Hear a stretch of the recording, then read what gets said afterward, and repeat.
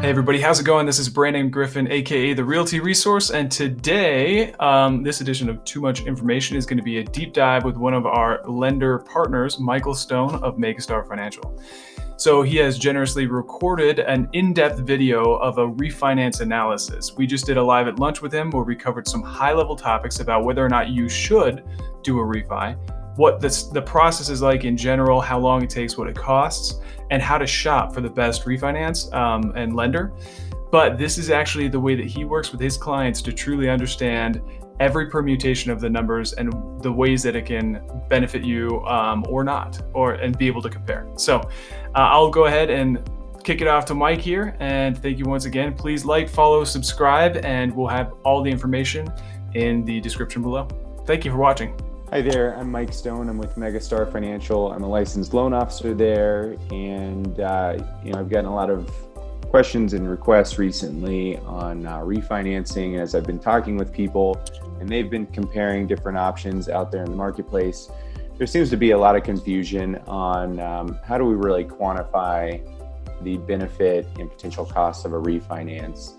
And so I figured I would just record a little video here, kind of run through how I kind of explain this and what's going on, and we can compare the current mortgage to maybe available options.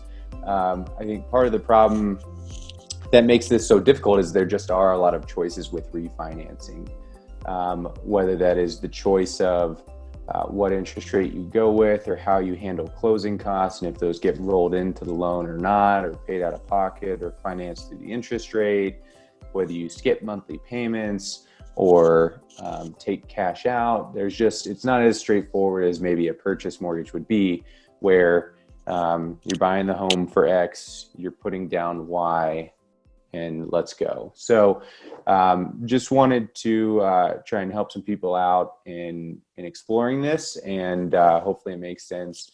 This is a starting point, just as anything in the way I approach a refinance. So it's kind of like, the goal is to show it as apples to apples as possible in terms of comparing things. But it doesn't necessarily mean that that's the only option. And then once again, we can play with those levers and tweak them to really hone in on the right strategy for the client. So, ultimately, when I go over a refinance analysis with a client, it is usually just like this in a screen share these days. But essentially, we've got a report that this is going to be the bulk of the information, where we're going to compare the current mortgage to some refinance options. But we'll also talk about interest rates. We'll talk about closing costs. And so like I said, report here, we'll come back to this ultimately, because I first want to touch on interest rates. Interest rates get quoted differently by various companies and mortgage professionals. And something that a lot of people don't know, or I guess, mortgage professionals don't share, is that there is a choice of what interest rate you get, in a sense. And so rates are really on a spectrum. So most recently here today, rates as low as 2.25, upwards of 3.5, and they even continue beyond that. That's just where I kind of cut this little snippet off. These two columns have to do with the bond prices in the mortgage-backed securities bond market. So they're not super relevant as far as like what's easy to pay attention to, but what is the cost or credit associated with each of these rates. And so if you've ever heard of the term points, or discount fees, or buy down points, or whatever, that's what we're looking at here. Positive dollar figures you see here would be those points. And so that's an additional closing cost on top of the other closing costs on the refinance, just for getting a lower interest rate. So for example, if you wanted the 3% interest rate, it would be an additional closing cost of $1,574. Now, closing costs on a refinance can range. I know for ours, if we need an appraisal, they'd come out to $2,648. If we don't need an appraisal because there's sufficient equity in the home, then $2,148. Now, one thing I always like to talk about with clients is the idea of this no-cost refinance. And that would be done by taking a little bit higher interest rate than the par interest rate, which is kind of where this line falls. and in doing so, you get a credit to fully cover some or all of those closing costs. And this can be a great strategy for someone who is maybe speculative on what interest rates are going to do going forward, or they just don't know and they don't want to necessarily miss out on a future opportunity should interest rates go lower naturally, and they have the ability to refinance at a lower rate without paying this amount of points in the future. So the idea is you kind of break even right out of the gate by not paying closing costs. And then that way, if in 6 months interest rates do happen to be lower, well, you didn't have to worry about, oh, I didn't make all the closing costs back through the savings yet. I don't really want to refinance again in the future. So I think it can be a great strategy with that mentality that you're at least ratcheting down your interest rate, you're realizing the cost savings, but you're also hedging against the market potentially going lower and being able to take advantage of another opportunity. It's also great for people who aren't really sure what they might want to do with the home in the next couple of years. And, at a certain point when you pay closing costs and you pay points, there is going to be a break-even period. A lot of people don't necessarily consider that the refinance might not be as beneficial as they really think if something changes and they do end up selling the property before they've broken even on the loan. So anyway, we will talk about these various interest rates here today. So kind of on this spectrum, and look at how those costs differ and how the savings differ based on these rates.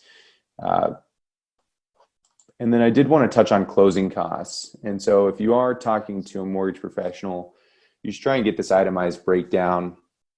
Eventually they will, once they've taken your full application, they're required to provide what's called a loan estimate within a few business days of taking that application.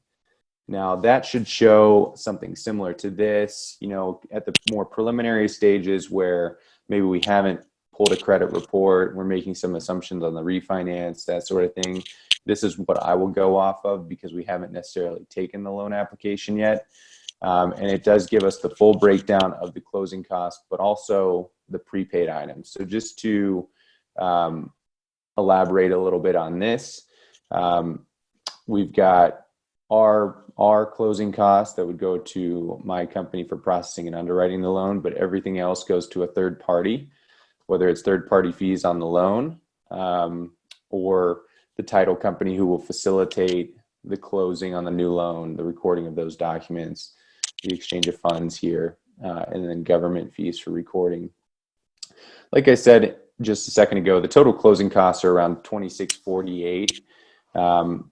And even if we do a no-cost loan, like is the structure we're looking at here, because it's at the 3.5% interest rate, closing costs are $26.48.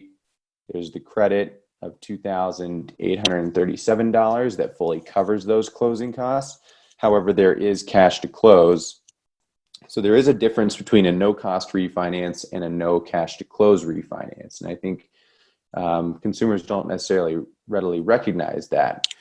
So, but these aren't, while there is this cash to close, they're not really costs, so to speak, associated with getting the refinance. What they are prepaid items and resetting up your escrow account if you have one. So you probably know that your mortgage has an escrow account. That's basically a bank account attached to the mortgage for taxes and insurance to be paid through. And in a perfect world, we'd just be able to take the balance in your current mortgage's escrow account and just transfer it over to the new refinance loan. But unfortunately, it doesn't work like that. That can't be done until that previous loan has been paid off. So what we have to do is collect a new deposit into the escrow account. And about 4 to 6 weeks after closing on the refinance, you would get a check in the mail for your escrow refund with the balance in the previous loan's escrow account. And I'd say typically that comes out to be more or less a wash, even right out of the gate. It doesn't always necessarily work out dollar for dollar where, for example, here we're collecting $1,050. If there's been a change in taxes or insurance since the previous loan that you're refinancing, there could be a shortage in that account. And so this kind of reconciles it right out of the gate with the refinance. But you would maybe get this, you would have to put up 1,050 and maybe only get like 900 back. And the difference would be because of the differences in taxes and insurance over that year's time. But anyway, once again, this is the closing cost breakdown. And so something that's always good to be aware of when you're looking at a refinance. But back to this refinance analysis, this example is kind of a hypothetical one. And the scenario would be on a client who bought last summer in about June of 2019 and is now looking to refinance. And so they purchased their home at $450,000. They put 5% down at that time. Their remaining balance is this $420,905. So the balance started at around $427,000. They've paid off in principal about $7,000 over that time. Remaining balance $420,905. And then the refinance scenarios that I've proposed here would be apples to apples, meaning keeping the loan amount the same with what is remaining. And this is something important to watch for, is that a lot of companies in mortgage professionals, and this is more of that no cash to close refinance, will roll in closing costs and prepaid items into the loan. So you're starting with this loan amount, or this is what's remaining, but maybe the new loan amount is a higher balance. So 423, 425, something like that.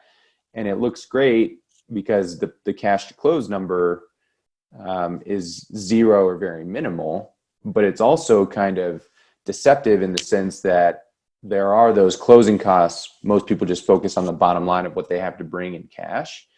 And that's not necessarily really indicative of what the actual closing costs were, because they were all rolled into the loan.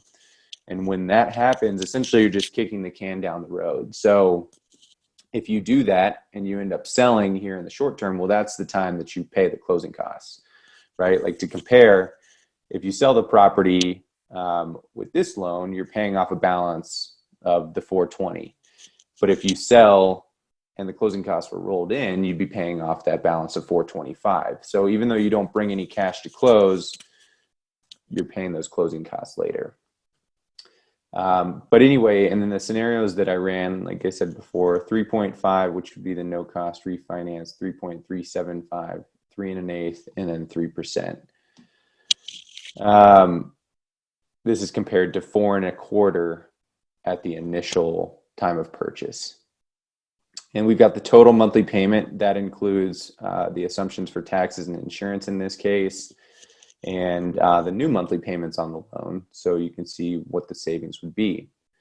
Once again, total cash to close is the amount that if someone wanted to pay cash out of pocket for the net closing costs and those prepaid items, this is what they would bring to close the refinance. It's not required. It can always be rolled in, but it is there. These tables, or this part of the table, is broken out on some next pages, so I'll talk about it more there.